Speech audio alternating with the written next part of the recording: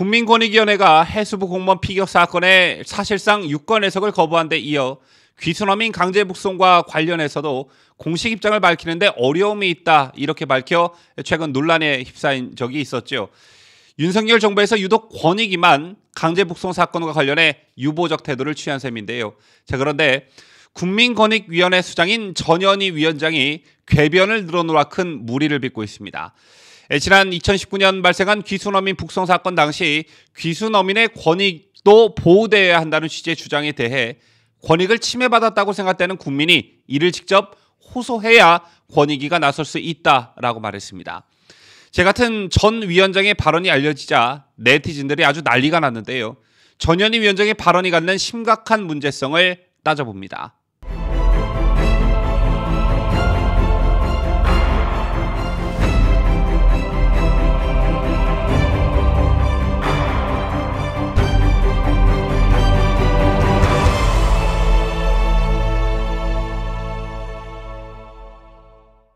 시청자 여러분 안녕하십니까? 뉴스데일리베스트 민앵커입니다. 얼마 전 저희도 보도해드린 바 있습니다만 국민권익위원회가 해수부 공무원 피격 사건의 사실상 유권 해석을 거부한 데 이어 귀순어민 강제 북송과 관련해서도 공식 입장을 밝히는데 어려움이 있다고 밝혀 논란이 일었습니다. 미국과 영국 등 서방 자유진영에서조차 인권에 대한 우려를 나타낸 상황에서 대한민국 국민권익위원회가 사실상 입장 표명을 거부하고 나선 것인데요. 그 이유도 황당하기 그지없습니다. 권익위는 당시 공식 입장을 밝히는데 어려움이 있다고 하면서 그 이유에 대해 강제 북송 사건과 관련해 구체적인 사실관계를 잘 알지 못한다고 했습니다.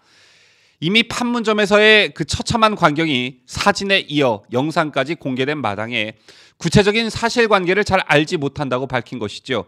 일종의 궤변이었습니다. 그랬던 권익위 오늘 또 황당한 발언을 내놔 국민들을 어이없게 만들고 있습니다.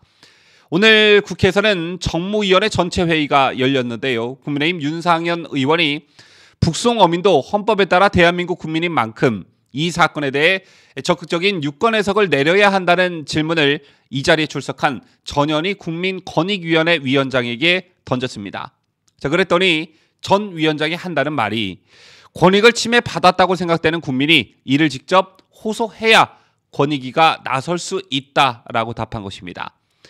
헌법상 북송 어민이 대한민국 국민이라 하더라도 자발적으로 권익 침해를 호소하는 등의 조치가 없다면 사실상 권익위가 유권 해석에 나서기 어렵다는 건데요. 여러분 아시다시피 전현희 위원장이 말한 권익을 침해받았다고 생각되는 국민, 즉 귀순 어민 2명은 북송된 이후 처형당한 것으로 알려졌죠.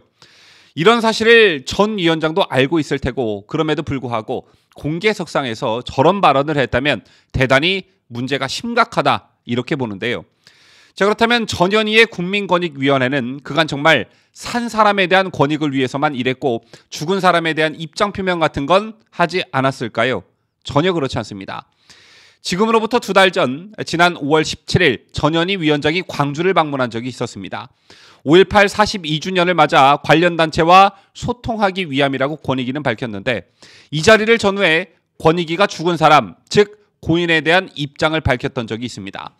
1980년 5월 전라남도 경찰국장으로 재직하던 시기 강경 진압을 지시한 상부의 명령을 거부했다는 이유로 계엄사령부 합동수사본부의 불법 구금돼 고문을 받고 의원 면직된 사람에 대해 권익위는 고인의 의원 면직은 강압에 의해 이루어진 위법한 처분이므로 면직 처분을 취소하고 고인이 사망한 시기까지 지급받지 못한 급여를 지급하도록 경찰청장에 권고했습니다. 그래서 어떻게 됐냐? 결국 국민권익위원회의 권고에 따라 올해 3월 인사혁신처는 고인에 대한 위법한 의원 면직 처분을 취소하고 경찰청은 미지급된 급여 전액을 고인의 유족에게 지급했습니다. 이 자리에서 전현희 위원장은 고인의 유족에게 국민권익위원회의 결정을 통해 늦게나마 고인의 명예가 회복돼 진심으로 축하드리고 고인의 의로운 정신은 우리 모두의 마음속에 영원히 기억될 것이라며 입장을 표명한 바 있습니다. 그렇다면 권익을 침해받았다고 생각되는 국민이 이를 직접 호소해야 권익위가 나설 수 있다는 전현희 위원장의 오늘 발언은 뭐죠? 참 기가 막혀 말이 안 나오는데요. 전현희 위원장의 선택적 입장 표명이나 선택적 활동은 여러 차례 논란을 일으킨 바 있습니다. 과거 박은정 위원장 때에는 조국 사태와 관련해 장관 배우자가 검찰 수사를 받는 경우에 사적 이해 충돌 소지가 있을 수 있다는 취지의 유권 해석을 내놓은 바 있었는데요. 그런데 전현희가 취임한 뒤 국민권익위원회는 추미애 아들 서 씨에 대한 검찰 수사 사이에 직무 관련성이 없다는 정반대 판단을 내놓은 바 있습니다. 엄마가 법무부 장관인데 그 아들의 검찰 수사가 사적 이해 충돌 소지가 없다.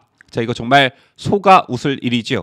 또 전현희는 국민의당과 정의당 등 비교섭 5개 단체의 부동산 현황 전수조사 의뢰에 관련해서 권익위원장으로서의 직무를 회피했지만 당시 제1야당이었던 국민의힘의 부동산 현황 전수조사 의뢰에 대해서는 직무 회피를 하지 않겠다는 입장을 보여 이중잣대 논란이 불거지기도 했습니다.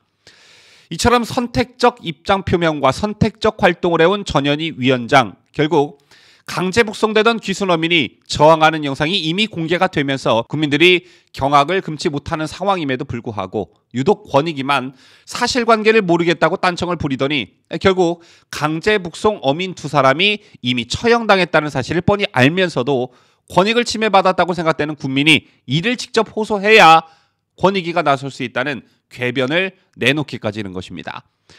현재 문재인 정부에서 임명된 전현희 국민권익위원장과 한상혁 방송통신위원장을 둘러싼 거취 논란은 현재 진행형에 있습니다.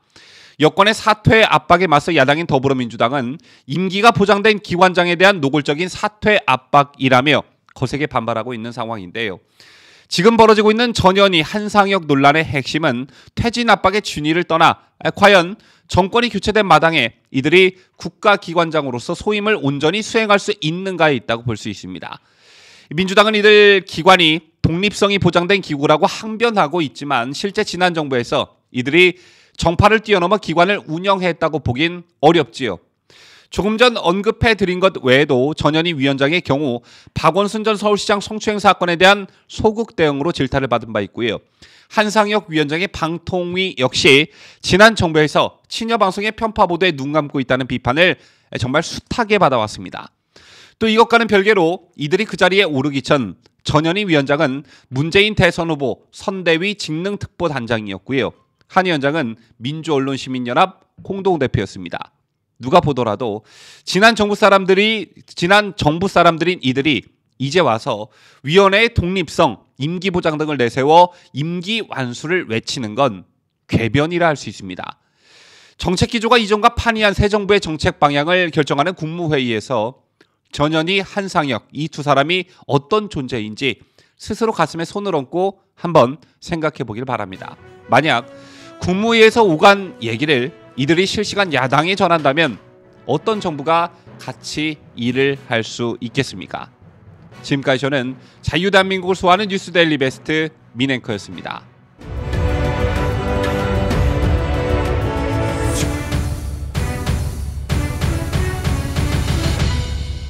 함께해요. 뉴스데일리 베스트.